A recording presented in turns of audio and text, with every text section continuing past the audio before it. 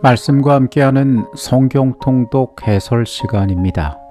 사회적으로 존경받을 만한 위치에 있는 사람들이 악을 저지를 때 사람들은 더 충격을 받고 놀라게 됩니다. 더 높은 도덕적 표준 가운데 있어야 할 사람들이 타락했다는 것은 우리가 살아가는 시대가 그만큼 심각한 양심의 위험 가운데 있다는 것을 드러내기 때문에 그렇습니다. 하나님께서 그 백성 가운데 성별하신 무리가 있었으니 그들은 레위인들이었습니다.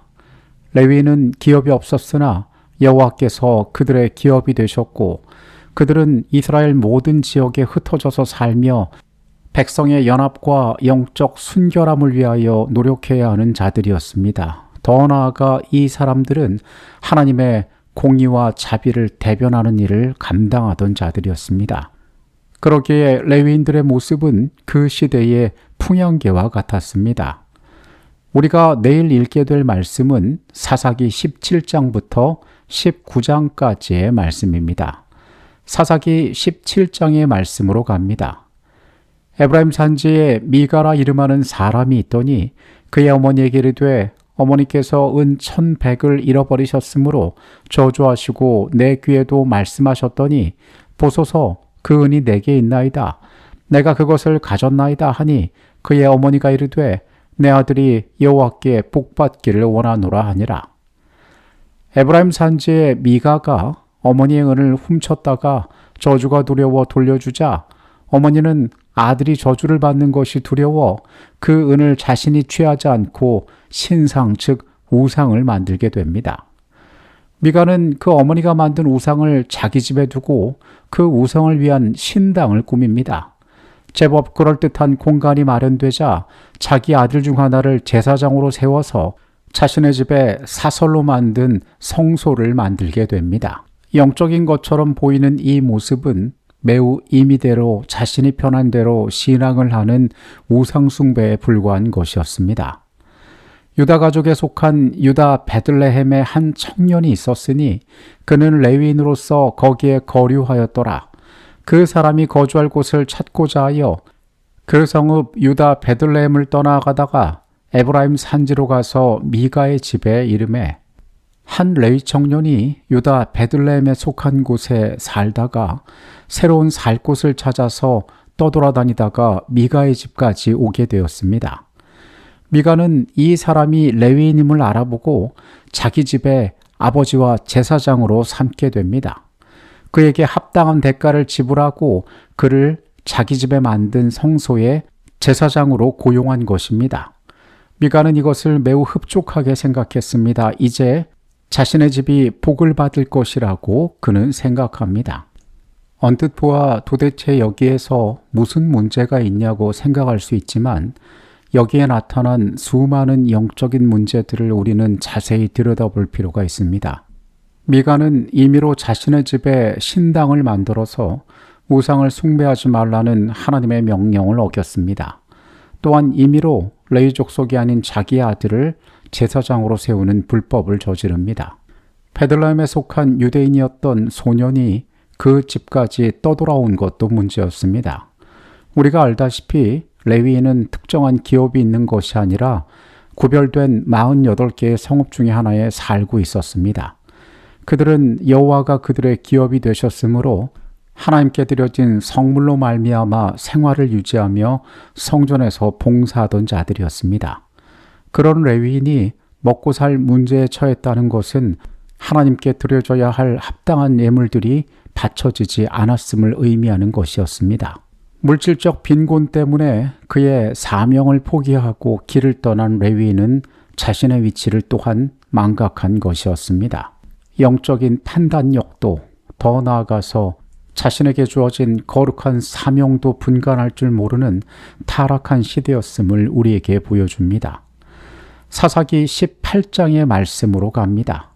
그때 이스라엘의 왕이 없었고 단지파는 그때에 거주할 기업의 땅을 구하는 중이었으니 이는 그들이 이스라엘 지파 중에서 그때까지 기업을 분배받지 못하였음이라. 단 자손이 소라와 에스다올에서부터 그들의 가족 가운데 용맹스러운 5사람을 보내어 땅을 정탐하고 살피게 하여 그들에게 이르되 너희는 가서 땅을 살펴보라 하매 그들이 에브라임 산지에 가서 미가의 집에 이르러 거기서 유숙하니라. 당시의 단지파는 그들의 기업을 온전히 얻지 못하고 있었습니다. 그들에게 기업이 주어졌지만은 다른 민족들을 쫓아내지 못하고 오히려 그들에게 밀려서 북방으로 떠내려온 상태였습니다. 그들은 5 정탐꾼을 세우고 그들의 새로운 기업을 물색하게 합니다. 이 5 정탐꾼은 우연히도 에브라임 산지의 미가의 집에 머물게 되었고 그곳에 있는 그의 신당과 거기에서 봉사하고 있는 레위인까지 목격하게 됩니다. 5 정탐꾼은 돌아가서 그들이 보았던 땅에 대한 정보를 그들의 족속과 공유함은 물론이고 그들이 만났던 제사장과 그 우상에 대해서도 보고를 하게 됩니다.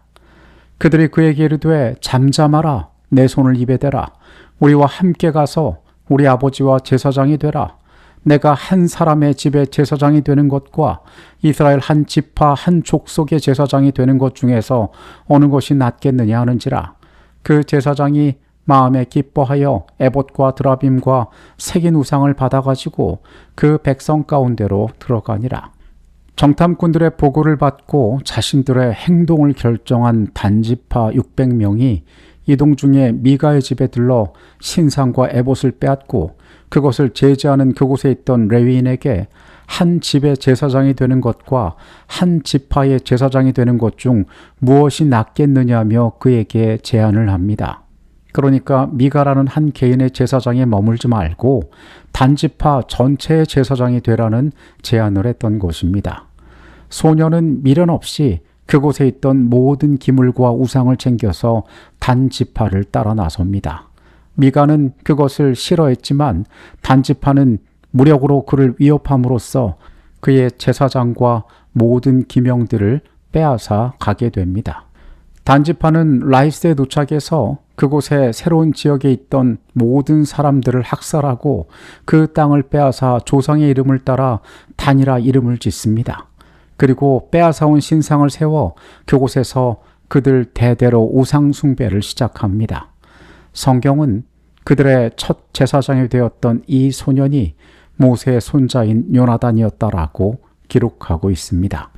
우리는 성경 가운데에서 이스라엘의 한 지파가 공식적으로 우상 숭배를 시작하는 모습을 여기에서 보게 됩니다. 그들 모두는 심각하게 관역에서 빗나가 있었습니다. 사사기에 반복되는 말처럼 왕이 없는 시대에 그들의 모습이 어떠했는지 성경은 우리에게 적나라하게 보여줍니다. 사사기 19장의 말씀으로 갑니다. 이스라엘의 왕이 없을 그때에 에브라임 산지 구석에 거류하는 어떤 레위 사람이 유다 베들레헴에서 첩을 맞이하였더니 그 첩이 행음하고 남편을 떠나 유다 베들레헴 그의 아버지의 집에 돌아가서 거기서 넉 달 동안을 지내매 에브라임 산지에 사는 한 레위인이 행음하고 친정으로 떠난 첩을 데리러 베들레헴에 갑니다. 돌아오는 길에 날이 저물어 베냐민 지파의 성읍인 기브아에서 유숙하게 됩니다. 그런데 이곳에서 그는 험한 일을 경험하게 됩니다.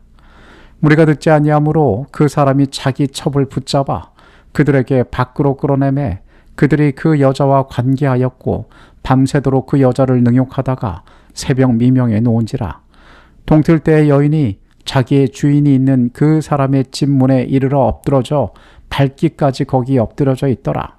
이 레위인이 돌아오던 길에 한 노인의 집에 머물던 중에 기브아의 불량배들이 몰려와 레위인을 끌어내어 관계하려 합니다. 이것은 소돔에서 하나님의 사자들이 마주했던 죄악과 유사했습니다. 결국 레위인은 첩을 대신 그 무리에게 던졌고 그들은 밤새도록 그녀를 욕보인 뒤에 결국 그녀는 문 앞에서 죽게 됩니다. 그 집에 이르러서는 칼을 가지고 자기 첩의 시체를 거두어 그 마디를 찍어 12덩이에 나누고 그것을 이스라엘 사방에 두루 보내매 그것을 보는 자가 다 이르되 이스라엘 자손이 애굽 땅에서 올라온 날부터 오늘까지 이런 일은 일어나지도 아니하였고 보지도 못하였도다. 이 일을 생각하고 상의한 후에 말하자 하니라. 첩을 잃은 레위인은 그 시신을 12덩이로 나누어 이스라엘 모든 지파에게 보냅니다. 온 이스라엘에 참담한 이 일에 대한 소문이 퍼지게 됩니다. 온 이스라엘은 경악하며 이 일로 인하여 모여들게 됩니다.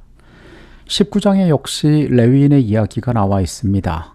거룩해야 할 레위인이 첩을 두었다는 것 자체도 대단히 낯선 표현이며 그가 기브아에서 겪었던 이 일은 그들의 도덕적 상태가 얼마나 처절하였는지를 보여주고 있는 것이었습니다. 사사기는 이렇게 왕이 없는 시대, 즉 하나님께서 그들의 통치자가 되지 못하실 때에 그들의 삶이 어떻게 무너지는가를 우리에게 보여주고 있습니다. 마찬가지로 혼돈의 세상에 살아가는 우리의 생애 역시 우리가 진정으로 섬기는 왕이 존재하지 않는다면 우리 역시 이런 무질서와 부패에 빠질 수밖에 없음을 우리는 기억해야 할 것입니다. 거룩한 임재 가운데 평안한 밤이 되시기를 바라겠습니다. 내일 다시 말씀으로 만나도록 하겠습니다. 하나님, 우리가 모셔 섬기는 왕이 우리에게 계신지 우리가 돌아보게 하여 주시옵소서. 이 생의 정욕과 욕심대로 내가 원하는 대로 방종하며 살아가는 삶이 아닌지, 왕이 없는 삶을 살아가는 것이 아닌지 우리가 두렵습니다. 주님, 우리의 모든 것이 되시고 우리의 모든 순간들을 다스려 주시옵소서. 예수 그리스도 이름으로 기도합니다. 아멘.